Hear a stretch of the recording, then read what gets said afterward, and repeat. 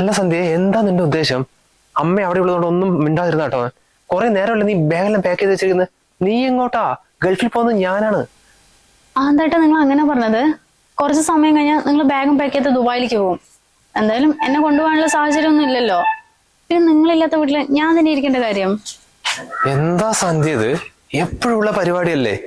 ഞാൻ ഗൾഫിൽ പോയി ആ സമയത്ത് തന്നെ ബാഗും പാക്ക് ചെയ്ത് നീ നിന്റെ വീട്ടിൽ പോകും. എന്നിട്ട് ഞാൻ തിരിച്ചു വരുമ്പോഴല്ലേ നീ വരുള്ളൂ? എടാ, ഇവിടെ അമ്മ ഒറ്റയ്ക്കല്ലേ? നീ എന്താ അതൊന്നും ആലോചിക്കാത്ത? ഏട്ടാ, ഞാൻ കല്യാണം കഴിച്ചതേ നിങ്ങളുടെ കൂടെ ജീവിക്കാൻ വേണ്ടിട്ടാ. ഇതിപ്പം 6 വർഷമായില്ലേ കല്യാണം കഴിഞ്ഞിട്ട്. ഇത്രയും വർഷത്തിനിടയ്ക്ക് എത്ര മാസം നമ്മൾ ഒരുമിച്ചിരുന്നിട്ടുണ്ട്. എന്നാ പിന്നെ പെണ്ണ് കാണാൻ വരുമ്പോ തന്നെ പറഞ്ഞുകൂടായിരുന്നോ എന്നെ നോക്കാനല്ല എന്റെ അമ്മനെ നോക്കാൻ വേണ്ടിട്ട് കല്യാണം കഴിക്കണം എന്നുള്ളത്? എടാ, നിന്നെ ഞാൻ ദുബായിലേക്ക് കൊണ്ടുപോകാത്ത ദേഷ്യമാണ് നീ തീർക്കുന്നത്. എടാ, 1 മാസം നിങ്ങളെ കൊണ്ടുപോയതല്ലേ കഴിഞ്ഞ വർഷം? ആ 1 മാസത്തിന് 3 ലക്ഷം രൂപയാണ് ചെലവായത്. എടാ, നിനക്കൊന്ന് പറഞ്ഞാൽ മനസ്സിലായല്ലോ അവിടുത്തെ സ്ഥിതി. ഒട്ടുമിക്ക പ്രവാസികളുടെ അവസ്ഥ ഇത് തന്നെയാണ്. അവർക്കൊന്നും ഫാമിലി ആയിട്ട് ജീവിക്കാൻ അതൊന്നും വിധിച്ചിട്ടില്ലടോ. പറയുകയാണെങ്കിൽ 10-70,000 രൂപ സാലറി ഉണ്ട്. പക്ഷെ അത് കമ്പനി റൂമാ. ഇപ്പൊ നിങ്ങളൊക്കെ വരികയാണെങ്കിൽ പുറത്ത് റൂം എടുക്കണം തന്നെ 60,000 വേണം. പിന്നെ ചെലവോ? എടാ, ഒന്നില്ലെങ്കിൽ എന്നെ മനസ്സിലാക്ക്. ആ ദേഷ്യം നീ ഇവിടെ തീർക്കായിരുന്നല്ലേ? ആരോടുള്ള ദേഷ്യം തീർക്കാൻ വേണ്ടി പറഞ്ഞൊന്നുമല്ല. നിങ്ങൾ ഉണ്ടെങ്കിൽ ഞാൻ ഇവിടെ ഇരിക്കും. നിങ്ങൾ പോയാ ആ നിമിഷം ഞാൻ എന്റെ വീട്ടിൽ പോകും. അത് അന്നൊന്നും ഞാൻ പറഞ്ഞ പോലെ തന്നെ. അതിലൊരു മാറ്റവും ഇല്ല. ഇവിടെ എപ്പോഴെങ്കിലും ഞാൻ തിരിച്ചു പോകുന്ന സമയത്ത് ഒരു മനസ്സമാധാനം തന്നിട്ടുണ്ടാ? ഞാൻ അവിടെ ടൂറ് പോവല്ലേ, നിങ്ങൾക്കൊക്കെ വേണ്ടി ജോലി എടുക്കാൻ പോവല്ലേ? നിന്നെയും കുഞ്ഞിനെയും വിട്ടിട്ട് അങ്ങോട്ട് പോകുമ്പോ എത്ര വിഷമമുണ്ടെന്നറിയോ? ഇതിന്റെ പേരിൽ അമ്മയും തുടങ്ങും. എടാ, നിന്റെ അമ്മന്റെ ഒക്കെ നടുവിൽ കിടന്നിട്ട് ഞങ്ങളെപ്പോലുള്ള ആണുങ്ങൾ അനുഭവിക്കുന്ന നീ എന്തോ ചെയ്. ഇനിയിപ്പോ ഞാൻ പറഞ്ഞാലൊന്നും കേൾക്കില്ലല്ലോ. പോകുന്നതിന് മുമ്പ് എനിക്ക് ആ രതീഷ് കാണണ്ട്. ഇപ്പൊ വരാം. കുഞ്ഞു, അച്ഛ 5 മണിക്ക് പോകും. അപ്പോഴത്തേക്ക് നമുക്കും ഡ്രസ്സ് മാറ്റിട്ട് ഇറങ്ങാം. കാർത്തേനെടുത്തേ, മോന്റെ കൂടെ ഇന്നലെ മരുമോളും പോകുന്നുണ്ടല്ലോ. ചക്ക അവളെ ദുബായി കൊണ്ടുപോയതാ? ദുബായിലേക്കൊന്നും അവളെ കൊണ്ടുപോകാൻ പറ്റിയ അവസ്ഥയിലല്ല ബാബു. അപ്പോ അവളുടെ വീട്ടിൽ പോയതാ. അത് ശരി, നിങ്ങൾ ഇവിടെ ഒറ്റയ്ക്കാക്കിട്ട് അവളുടെ വീട്ടിൽ പോയതാ? അത് കുഴപ്പമില്ലല്ലോ. അല്ലെങ്കിൽ അവൻ ഗൾഫിലുള്ള സമയത്ത് ഞാനും ആ കൊച്ചിനെ ഇവിടെ കണ്ടിട്ടില്ല അല്ലേ? അല്ല, അപ്പൊ നിങ്ങളൊന്നും പറയില്ലേ? ഓ, ഞാൻ എന്ത് പറയാനാ? അല്ലെങ്കിലും നമ്മൾ പറഞ്ഞാൽ കേൾക്കുന്ന ആൾക്കാരാ അവരൊക്കെ. അല്ലെങ്കിൽ ഇപ്പോഴത്തെ പെമ്പിള്ളേർക്ക് ഇങ്ങനെ തന്നെ ഈ അമ്മായിയമ്മമാരെ നോക്കാൻ അവരെ കൊണ്ട് കഴിയില്ലേ? പക്ഷെ എന്റെ മരുമോൾ അങ്ങനെയല്ല കേട്ടോ. ചെക്കൻ ഗൾഫിൽ പോയി 2 വർഷം കഴിഞ്ഞ് തിരിച്ചു വന്നാലും അവൾ ഇവിടെ തന്നെ. അല്ലെങ്കിൽ അവിടെ പോകാനായിട്ട് ഒന്നുമില്ല. അല്ലെ, കൊച്ചിന് വല്ല ജോലി ഉണ്ടാ? ഓ, ജോലിയും കൂലിയും ഒന്നുമില്ല. എപ്പോഴും ഇങ്ങനെ തന്നെയാ ബാബു. അവൻ പോയി കഴിഞ്ഞാലേ 1 മണിക്കൂർ പെണ്ണെടുത്ത് അയച്ചു നിൽക്കില്ല. ആ സ്പോട്ടിൽ പെട്ടിയും കെട്ടിയും അങ്ങോട്ട് പോകും. അല്ലെങ്കിലും അവളിനെ മാത്രം പറഞ്ഞിട്ട് കാര്യമില്ലല്ലോ. മോളൊരുത്തിയുണ്ട് ഇവിടെ അടുത്ത് തന്നെയാ. ഒരു നേരം അമ്മ ഇവിടെയാണ് വേണ്ടി തിരിഞ്ഞു നോക്കാൻ വരണ്ടേ? മക്കൾക്കേ വേണ്ട, പിന്നെ അങ്ങനെ മരുമകൾ നോക്കുക. അല്ല, വിനോദ് നാട്ടിലുള്ള സമയത്ത് കൊച്ചിവിടെ തന്നെ ആയല്ലേ? ഒരു കാര്യം ചെയ്യാൻ മതി. കുറെ കൊല്ലമായാലും അവൻ ഗൾഫിൽ നിർത്തി നാട്ടിൽ നിൽക്കാൻ മതി. എന്നാ പിന്നെ മരുമോളും പേരക്കുട്ടിയൊക്കെ ഇവിടെ തന്നെ നിൽക്കില്ലേ? അവൻ അവിടെ നിർത്തി നാട്ടിൽ വന്നിട്ട് എന്താക്കും പറഞ്ഞിട്ടാ? ഇവിടെ നല്ല വല്ല പണിയും കിട്ടുവാടാ. ഇന്നേവരായിട്ടേ വീടിന്റെ ലോൺ അടച്ചു തീർന്നിട്ടില്ല. അതിനിടയ്ക്ക് പെണ്ണും പറഞ്ഞിട്ട് ഒരു കാറും വാങ്ങിച്ചു വെച്ചിട്ടുണ്ട്. നിനക്ക് EMI ഇല്ലേ? അവനൊന്ന് പോയപ്പോഴാ കുടുംബം പച്ച പിടിച്ചതന്നെ.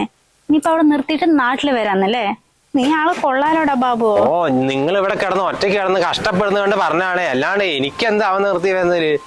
എന്തായാലും നിങ്ങൾക്ക് അസുഖമൊന്നും ഇല്ലാലോ, തന്നെ വലിയ കാര്യം. ശരി, ഒരു നല്ല കാര്യം പറഞ്ഞാൽ. ഓ, ഹരി നാക്കവന്റെ അസുഖം ഇല്ല പറഞ്ഞാൽ തന്നെ മനുഷ്യൻ കിടപ്പിലാകും. അല്ലാത്തൊരു ബാബു തന്നെ.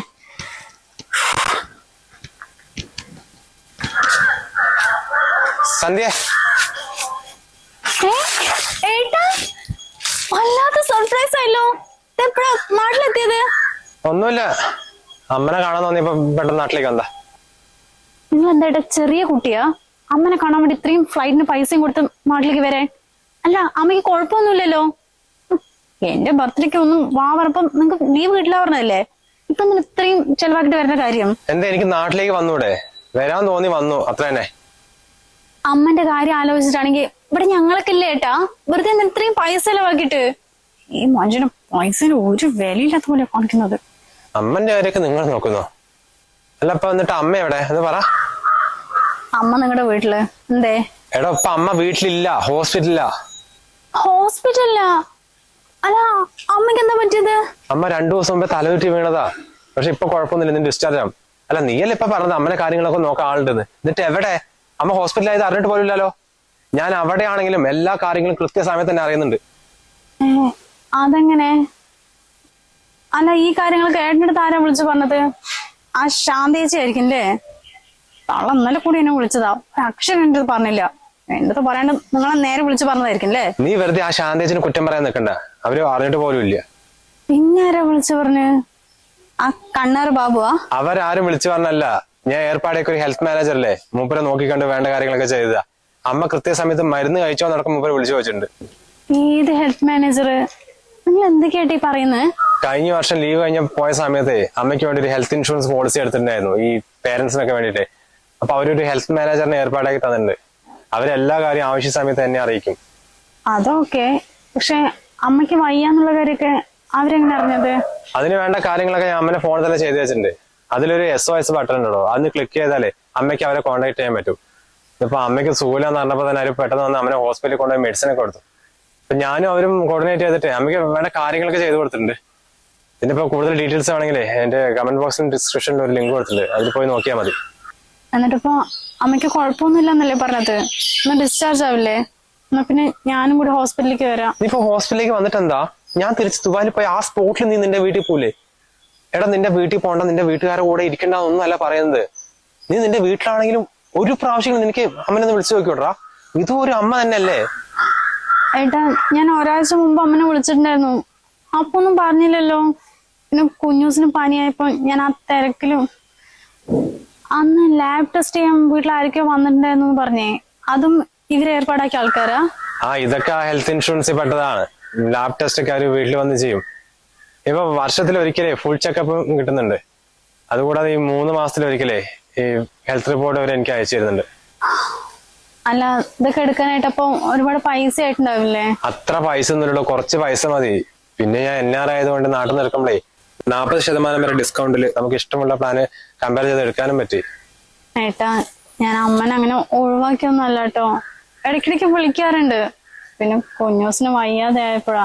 ഏട്ടോ എനിക്ക് അതൊക്കെ അറിയാം, പക്ഷെ ഇത്ര കിലോമീറ്ററല്ലേ ഉള്ളൂ, നീ തീരെ അങ്ങോട്ട് പോകുന്നില്ല പറഞ്ഞിട്ട് അതാണ് എനിക്ക് വിഷമം. കുഞ്ഞിനെ കാണാനുള്ള ആഗ്രഹം അമ്മയ്ക്ക് ഉണ്ടായില്ലേ? നീ ഇടയ്ക്ക് ചെന്ന് കാര്യങ്ങളൊക്കെ അന്വേഷിക്കേ. ആ ഒരു ദേഷ്യത്തിൽ പറഞ്ഞു പോയതാ. അല്ല നിന്റെ കസിൻ ആർക്കും എന്റെ അച്ഛന് സുഖമില്ലാന്ന് പറഞ്ഞില്ലേ, ഇപ്പൊ എന്തായി? അവിടെ വേറെ ആരും നോക്കാനില്ലല്ലോ, അവൻ ലീവ് കൂടി കിട്ടാണ്ടേ എങ്ങനെയോ ഷാർജയിൽ നാട്ടിലെത്തിയിട്ടുണ്ട്. അതും ഇപ്പൊ ബുദ്ധിമുട്ടല്ലേ. ഇതൊരു കാര്യം ചെയ്യ്, എന്റെ കമന്റ് ബോക്സിലും ഡിസ്ക്രിപ്ഷനിലും ലിങ്കിൽ പോയിട്ട് അവരോടൊരു ഈ ഹെൽത്ത് ഇൻഷുറൻസ് എടുത്ത് വെക്കാൻ പറ. എന്നാ പിന്നെ ഓടി പിടിച്ച് ഇങ്ങോട്ട് വരണ്ടല്ലോ, ബാക്കി കാര്യങ്ങളൊക്കെ അവർ നോക്കില്ലേ. എന്തായാലും വാ. അമ്മയ്ക്ക് അസുഖമായിട്ട് നാട്ടിലുള്ള ഞാൻ അറിഞ്ഞില്ല പറഞ്ഞ അത് മോശമായില്ലേ.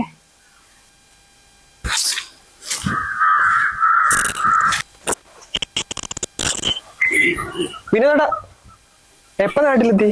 അച്ചു എടാ ഞാൻ വന്നിട്ട് 3 ദിവസമായി. നമ്മുടെ അനീഷ് ഇല്ലേ, അവന്റെ റൂംമേറ്റ്, അപ്പൊ അവന്റെ വീട്ടിലേക്ക് കുറച്ച് സാധനം കൊണ്ടുവന്നിട്ടുണ്ടായിരുന്നു, അത് കൊടുക്കാൻ വന്നതാ. അല്ല നീ ഇന്ന് ലീവാണോ? എന്റെ ഒരു കമ്പനിക്കാരന്റെ കല്യാണമാണ്. ഈ നാട്ടിലായ ഏതാ പ്രശ്നം, മര്യാദക്ക് ജോലിക്ക് പോകാനും പറ്റില്ല, ഫുള്ള് പരിപാടിയാ. വിനോദ കുപ്പിയൊന്നും കൊണ്ടുവന്നിട്ടില്ലേ? ഇല്ലടാ ഞാൻ ഒരു അത്യാവശ്യ പരിപാടിയായിട്ട് നാട്ടിൽ വന്നതാ, കുപ്പിയൊന്നും വാങ്ങിയിട്ടില്ല. എന്താ വിനോദ, നിങ്ങൾ നിങ്ങളുടെ കമ്പനിക്കാർക്ക് മാത്രമേ കൊടുക്കുള്ളൂ അല്ലേ? ഇടയ്ക്ക് നമ്മളെയൊക്കെ ഒന്ന് പരിഗണിക്ക്. നീ ഒരു കാര്യം ചെയ്യ്, നിന്റെ പരിപാടി കണ്ടേ വൈകുന്നേരം അങ്ങോട്ട് ഇറങ്ങ്, പുറത്തുനിന്ന് വാങ്ങിക്കാം. വിനോദേട്ടാ, പിന്നെ എന്റെ കൂടെ ബൈജുവും മനു ഉണ്ടാവും. ഞങ്ങളാണ് ഇപ്പൊ കട്ട കമ്പനി, അപ്പൊ അവരെ കൂടി കൂട്ടട്ടെ. കട്ട കമ്പനിയൊക്കെ ആയില്ലേ, നീ കൂടിക്കോ. എന്നാ ശരിടാ, എനിക്ക് കുറച്ച് തിരക്കുണ്ട്. അല്ല വിനോദേട്ടാ, നിങ്ങൾ ഇനി എപ്പോഴാ തിരിച്ചു പോണത്? എടാ അച്യുത്, എന്റെയും കൂടെ നാടല്ലേ. ഞങ്ങൾ പ്രവാസികളെ ഏറ്റവും വെറുക്കുന്ന വാക്കാത്. വന്ന് 2ാമത്തെ ദിവസം തന്നെ ചോദിക്കും എപ്പോഴാ തിരിച്ചു പോകുന്നത്. അയ്യോ വിനോദേട്ടാ, ഞാൻ അങ്ങനെ ഉദ്ദേശിച്ച് പറഞ്ഞല്ല, പ്രവാസികളെ കാണുമ്പോ അങ്ങനെയാണല്ലോ ചോദിക്കുക. ശരിടാ. മോനെ ഇനി നിനക്ക് അത്ര ലീവ് ഉണ്ടടാ? എത്ര ദിവസമൊന്നുമില്ലമ്മ, അമ്മനെ കാണാൻ വേണ്ടി പെട്ടെന്ന് വന്നല്ലേ. മറ്റന്നാൾ എനിക്ക് ജോലിക്ക് കയറണം. മറ്റന്നാള് ജോലിക്ക് കയറാനാ? അപ്പൊ നാളെ തന്നെ പോണ്ടി വരില്ലേ? നീ ഫ്ലൈറ്റ് ടിക്കറ്റ് ഒക്കെ എടുത്തു വെച്ചതാ? ടിക്കറ്റ് എടുത്തിട്ടൊന്നുമില്ല, എടുക്കണം. പക്ഷെ ഇതിപ്പോ എങ്ങനെയാന്ന് പറഞ്ഞിട്ടാ. അമ്മ ഇപ്പൊ അങ്ങനെ ഓക്കെ ഒന്നും ആയില്ലല്ലോ. ഞാൻ നാളെ അങ്ങ് വിട്ടേച്ച് പോയ ഇവിടെ എന്റെ ബാക്കിൽ ഇവിടെ വീട്ടിൽ പോവില്ലേ. അവള് നിന്റെ ഭാര്യ തന്നെയല്ലേടാ. നീ എന്തിനാ അവള് പറയുന്നതിനനുസരിച്ച് തുള്ളാൻ നിക്കണത്? കുറച്ച് സ്ട്രോങ് ആയിട്ട് പറയേ. നീ പോയി കഴിഞ്ഞാലും എന്റെ അമ്മനെ നോക്കാൻ വേണ്ടി ഇവിടെ ഇരിക്കണം എന്നുള്ളത്. ഏട്ടൻ ടെൻഷൻ അടിക്കണ്ട, നാളെ തന്നെ പൊക്കോ, ഞാൻ അവിടെ നിന്നോളാം. പിന്നെ അമ്മ നോക്കിക്കഴിഞ്ഞ് കഴിഞ്ഞാലേ ഞാൻ അപ്പൊ തന്നെ എന്റെ വീട്ടിൽ പോവേ, ഇവിടെ നിൽക്കില്ല. നിന്നെ കെട്ടിക്കൊണ്ടു വന്ന വീടല്ലേ, അപ്പൊ നീ ഇവിടെ ആയിരുന്നില്ല ഇരിക്കേണ്ടത്? അവനൊന്നും പറയുന്നില്ല അവന്റെ, നീ ഒരുപാട് കാര്യം അങ്ങനെ നികളിക്കാൻ നിൽക്കണ്ട.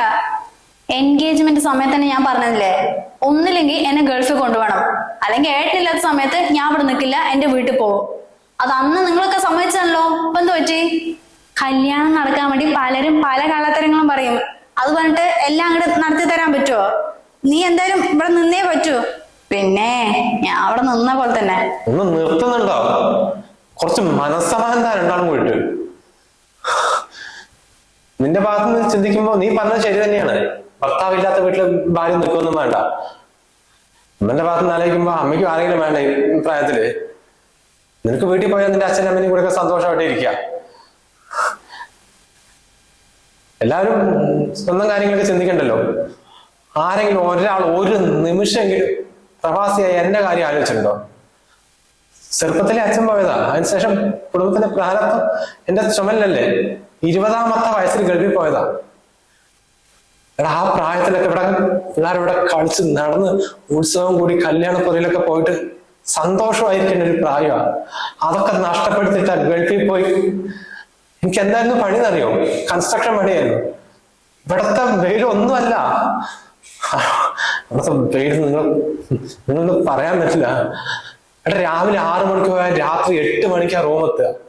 അത് കഴിഞ്ഞ് വന്ന് ആ ഡ്രസ്സൊക്കെ വാഷ് ചെയ്ത് ഭക്ഷണം ഉണ്ടാക്കി പിന്നെ വീട്ടിലേക്ക് വിളിച്ച് ഒന്നിനൊരു സമയം ഉണ്ടായിരുന്നു. ജോലി റൂം അത് മാത്രമേ ഉള്ളൂ. മരിച്ച് ജീവിക്കാടെ അവിടെ.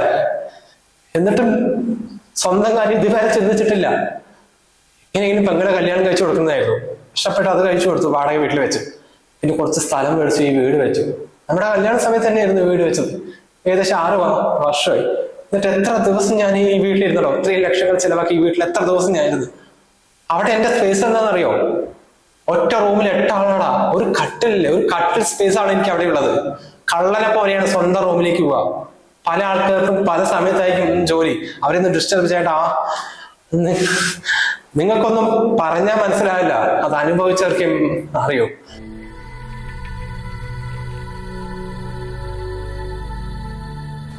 എന്നിട്ട് ഞങ്ങൾ എന്തെങ്കിലും ഒരു പരാതി പറയാറുണ്ടോ? നിങ്ങൾക്ക് എല്ലാവർക്കും നിങ്ങളുടെ സ്വന്തം കാര്യമല്ലേ. നിങ്ങളെ പോലെ ഞങ്ങളുടെ പ്രവാസികളും ഞങ്ങളുടെ സ്വന്തം കാര്യം നോക്കിയാലോ എന്തായിരിക്കും അവസ്ഥ? ജോലി കഴിഞ്ഞ് വന്ന് ഒരു മനസമാനത്തിനായിരിക്കും വീട്ടിലേക്ക് വിളിക്കാം. അമ്മനെ വിളിച്ചാൽ അമ്മ അവളെ പറ്റി കുറ്റം പറഞ്ഞുതരും. നിന്നെ വിളിച്ചാൽ നീ അമ്മനെ പറ്റി കുറ്റം പറഞ്ഞുതരും. ആ കൂടെയുള്ളത് ഒരു കൂടെ പറഞ്ഞു. അവളെ വിളിച്ചാൽ ഞാൻ ലീവിന് വരുമ്പോ കൊണ്ടുവരേണ്ട ലിസ്റ്റിനെ കുറിച്ച് മാത്രമേ അവർക്ക് സംസാരിക്കാനുണ്ടാവുള്ളൂ.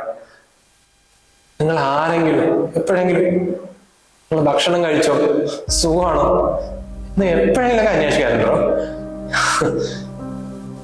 എന്നാലൊരു കുഴപ്പമില്ലടോ. നിങ്ങളൊക്കെ സന്തോഷത്തോടെ ഇരുന്നാൽ മതി. അതിനു വേണ്ടിയിട്ടാണ് സ്വന്തം ജീവിതം കളഞ്ഞ് അവിടെ ഇരിക്കുന്ന ഓരോ പ്രവാസികളും.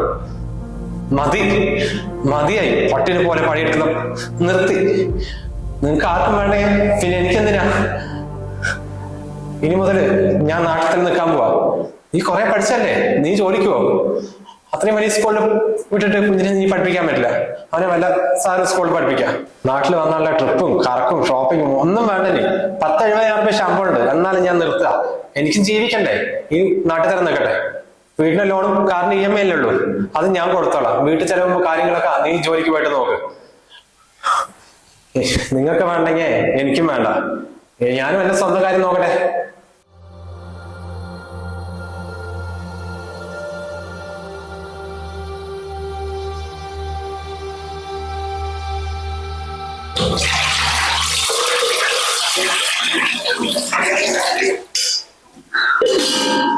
അമ്മോ, എന്താ ക്ഷീണിച്ചോ? ബാക്കി ഞാൻ ചെയ്തുതരാം. വേണ്ട, ഏട്ടൻ അടിച്ചു കൊടുച്ചല്ലേ, ഇതിപ്പോ കുറച്ചേ ഉള്ളൂ.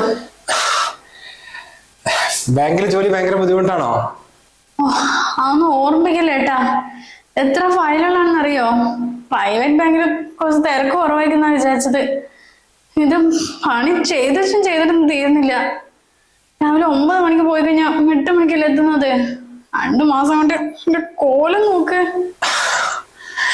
എന്നാലും 10-15 രൂപ കിട്ടുന്നില്ലടാ. എന്റെ അവസ്ഥ ഏതാണ്ട് അകത്ത് തന്നെയാണ്. രാവിലെ മുതൽ രാത്രി വരെ കഷ്ടപ്പെട്ടാലും 20,000 രൂപ കിട്ടുള്ളൂ. നല്ലൊരു മനസ്സമാണല്ലോ. നമ്മളെ നാട്, ഉത്സവം വിടാൻ പറ്റുന്നത്, കല്യാണം പോകാൻ പറ്റുന്നത്, ഞായറാഴ്ച പിള്ളേരോട് ക്രിക്കറ്റ് കളിക്കാൻ. അവിടെ 70,000 രൂപയും തമ്മിൽ ഒരുപാട് വ്യത്യാസമുണ്ട്. ജീവിതത്തിൽ ഇപ്പോഴാണ് കുറെ കാലത്തിന് ശേഷം ഒന്ന് സന്തോഷം അനുഭവിക്കുന്നത്. അല്ല, ജൂണിൽ കുഞ്ഞിന്റെ സ്കൂൾ മാറ്റണ്ടേ? ഇപ്പൊ തന്നെ ഒന്നേം തികയുന്നില്ല.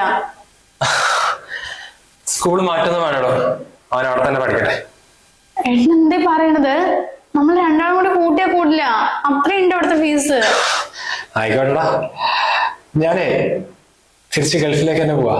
എന്റെ പഴയ കമ്പനിയിലേക്ക് തന്നെ വിളിച്ച് സെറ്റാക്കിയിട്ടുണ്ട്. അടുത്ത ആഴ്ച ജോലിക്കായിരുന്നു. എന്താ ഏട്ടാ പറയണത്? ഏട്ടൻ തന്നെയല്ലേ ഇപ്പൊ പറഞ്ഞത് കുറെ കാലത്തിന് ശേഷം ജീവിതത്തിൽ ഇപ്പോഴാണ് സന്തോഷം അനുഭവിക്കണം എന്നുള്ളത്. പിന്നെ ഇപ്പൊ എന്തിനാ അങ്ങോട്ട് പോവാൻ നിൽക്കുന്നത്? എടാ, ഇപ്പൊ ഞാൻ മാത്രമല്ലേ സന്തോഷത്തിലുള്ളൂ. ഞാൻ ഗൾഫിലായ സമയത്ത് മാസം ഒരു 10-50,000 രൂപയ്ക്ക് അയച്ചില്ലായിരുന്നു. അതുകൊണ്ട് നീയോ അമ്മയും പെങ്ങളും ഒക്കെ ഹാപ്പി ആയിരുന്നില്ലേ. ഇപ്പൊ തന്നെ നീ ജോലിക്ക് പോയി കഷ്ടപ്പെടുന്നു. പെങ്ങളാണെങ്കിൽ എന്നെ കണ്ടിട്ടാണ് ഇത്ര വീട് പണി തുടങ്ങിയത്. ആ പൈസ കിട്ടാത്തതുകൊണ്ട് അവൾക്ക് അമ്മയ്ക്ക് എന്നോട് ദേഷ്യവും സങ്കടവും. പിന്നെ അവൾക്ക് ഗൾഫ് സാധനവും കിട്ടുന്നില്ല. കളിക്കുന്ന സമയത്ത് പിള്ളേരെ അറിയായിരുന്നേ. ഞാൻ ഗൾഫിലാണെങ്കിലേ വരുന്ന സമയത്ത് കുപ്പി കിട്ടിയായിരുന്നു.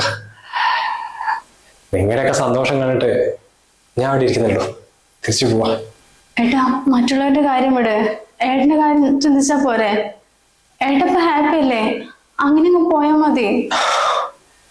ഞങ്ങള് പ്രവാസികൾ എങ്ങനെയാണോ, ഞങ്ങളുടെ കാര്യം ഞങ്ങൾ ചിന്തിക്കാറില്ല. നമ്മുടെ കുടുംബ സന്തോഷമായിരിക്കണം, അത്രേ ഉള്ളൂ. അത് ഞങ്ങളുടെ ജീവിതം പോയാലെന്താ?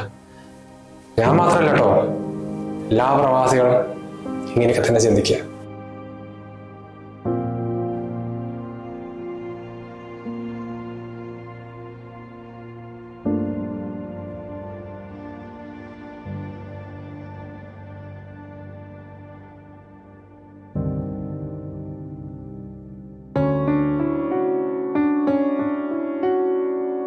നമ്മുടെ നാട്ടിലെ ഒട്ടുമിക്ക ആൾക്കാരും സെൽഫിഷാണ്.